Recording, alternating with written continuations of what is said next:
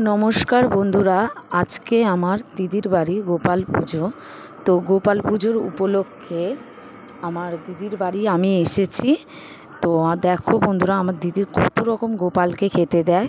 সেই গোপালের খাবার দেখো, হরেক রকম জিনিস আমার গোপু সোনাকে আমার দিদি দেয় প্রতি বছর। ওর এটা খুব স্বাদের গোপাল।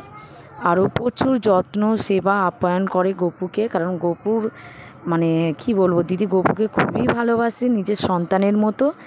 তো সেই কারণে আমার দিদি গপুকে খুব যত্ন সহকারে খেতে দিচ্ছে, সাজাচ্ছে।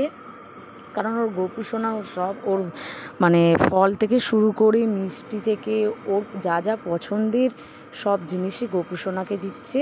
আর আমি দিদির বাড়ি এসেছি, আমার দিদি নেমন্তন্ন করেছে। আমার তো মানে গপু নেই, তো আমার দিদির গপুটাই আমার গপু। তো সেই ক্ষেত্রে আমার দিদির কাছে এসে পুজোতে আমার দিদির গপুর এত সুন্দর